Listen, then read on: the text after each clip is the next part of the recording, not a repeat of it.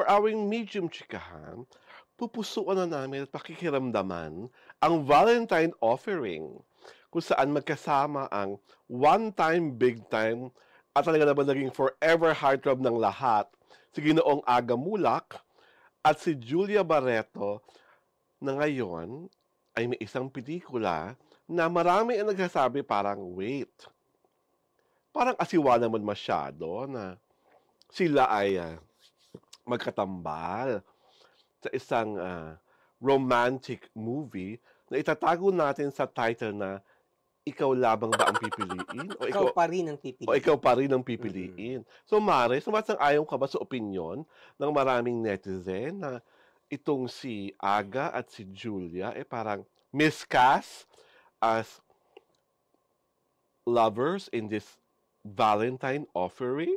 They're not only miscast. Oh, Wala sila chemistry.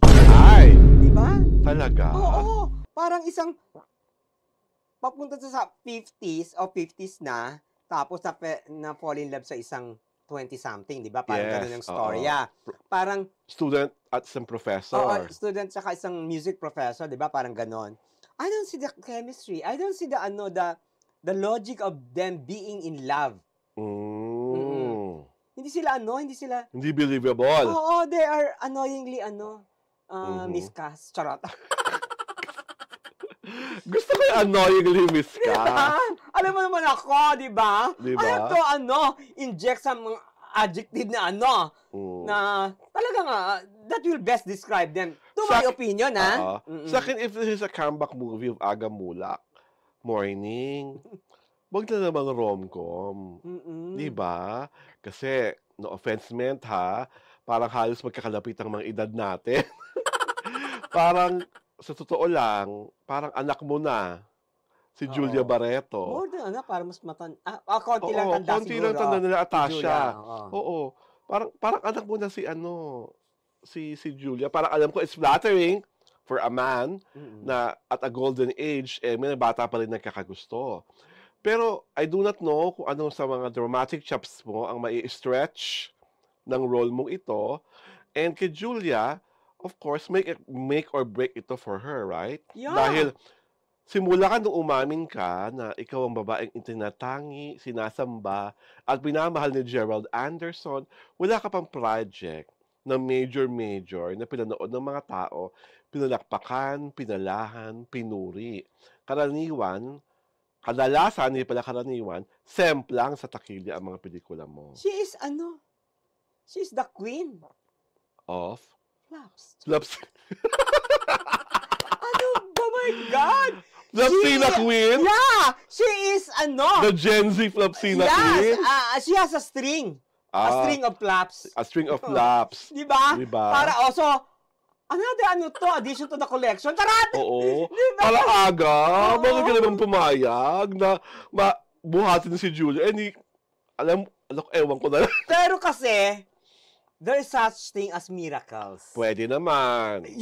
Di ba? Yes. Yung movie niya dati, di ba? Yung Miracle in Cell 7, number 7 ba yun? Yun, hindi pumapalo. Ay, pero winalis ang nauuna. Oo. Di ba?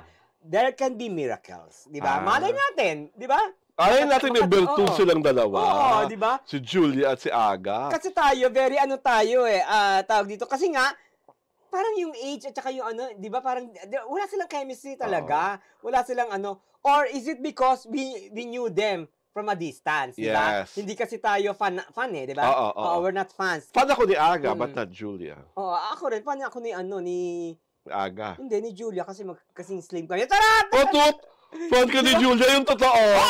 Ako hindi yan totoo. Kasing ganda ko siya. Hindi yan totoo. Hindi. Team Bea ka dati. Ay, hindi! Ako nagtiteam Bea, no? Team Gerald ako. Tarat! Ayun, di ba? Diyos ko.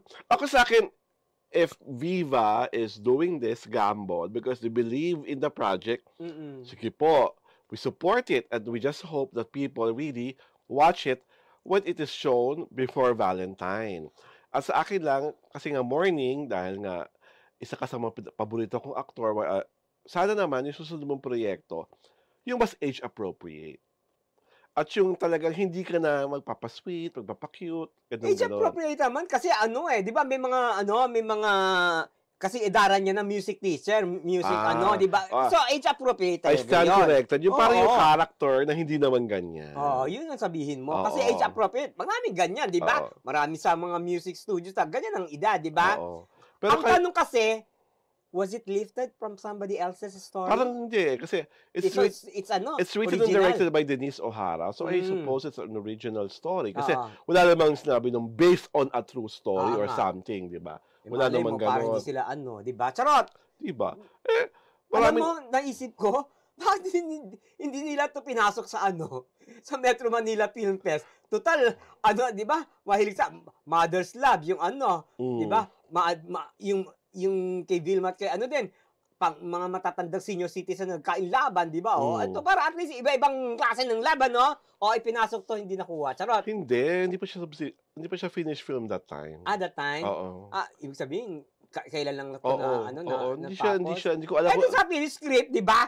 'di 'Di ba? ba dalawa naman ang ano, 'no? Eh, malay mo di siya pumasa. Oo nga. At anyway, kasi maganda rin naman ang pre-Valentine Playdate. Pre-Valentine Oo, Playdate na 'to? parang mga first week to ng February, which is Hmm, like almost near your birthday or after your birthday. after my birthday. Charot! My After your God! birthday ang movie nila.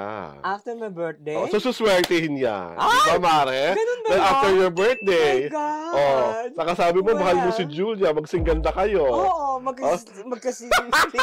Charot, 'di ba? Pero isang bagay talagang pareho kay Julia. Ano? Pareho kayong flat-chested. Hoy! Hindi naman, charot. Talaga na? Oo. Para kami flat-chested, ano? Hindi Oo. na kumakapit eh. Kahit ano ilagay namin, wala kumakapit, ano? Diyos ko dahil, nakakaloka. At least, ano, gifted kami sa ibang bagay. Charot! Di ba? So sana nga kumita na tong movie na to para Oo. naman maramdaman na natin na talagang there's a new leading lady in town kasi nga grabe na rin ang pushing at pulling ng Viva. Ano Para there's new ba siya? Leading lady? Ano ka ba? Ang tagal ng leading lady niyan. at tagal din ng leading Ko. lady pero hindi siya sumisikat, no? O di, ano, dapat sabihin mo, i-elevate mo yung statement mo. Hindi yung leading lady pa rin siya. Hindi! Dahil Hindi lagi siya siyang forever. luma na siya, no? Pinagsawaan na nga eh, charot. Ay, gano'n. Oo! Akala ko ba gusto mo siya? Gusto ko siya, pero ano, gusto ko siyang lurayin, charot. Bakit Diba? nililibak-libak mo? Hindi, nasasabi ako ng totoo, no? Diyos ko, alam mo naman ako, Day. Kahit gusto ko siya, kasi ang ganda-ganda niya talaga, di ba? Kumbaga, she's in the running for being the next important leading lady.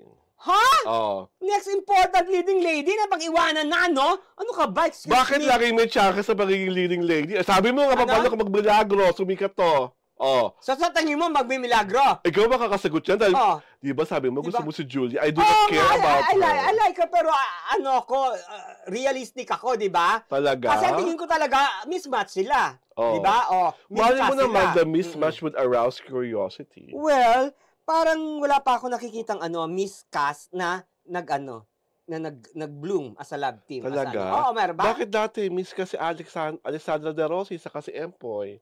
Kumita yung kita-kita. Hindi sila miscast! Bakit? Pareho silang commoner looking, ano? Ay, hindi, miscast doon? Hello, excuse me, no? Maganda My si God. Alessandra. Standard, but not to me, no? Excuse me, ha? Kaya nga, magkaiba Diba? tayo ng opinion sa bagay na yun. Hindi. Pero hindi Pareho nila sila, miscast. parang ganun lang yung lamang ni, konting-konti, didikit na siya sa no? Sa personality ni, sino ba yung lalaki niyo? Empoy! Hindi yan totoo. Hindi, wala akong pakialam. Ano ka? Basta hindi ako nananalig Ay, dyan. hindi. Meron mga miscast naman talaga na nagtiklik. Like, O yun kasi sabi ko kasi, Empoy, it's Alessandra. Diyos ko. Miscast. But There's such thing as chamba. napakalaking hit ng pelikula nilang yon. Mm. So, mali mo naman, itong pelikula ni Julia, makachamba. Sabi Ayun mo na nga, lang, makachamba. Mm. Diba? Para di kayo naman magalit. Kasi galit na galit kayo naman. Oh, hindi ako nagagalit, ano? Excuse me, no? I'm just a normal. Charot. Diba? At sana aga, kung kaya pang pumayat ng slight ha, kung kaya pa kasi nga leading man ka. Naku, ha? Diba? Ginaganyan mo si Aga, ha? I am not body shaming him kasi Ano? artista siya.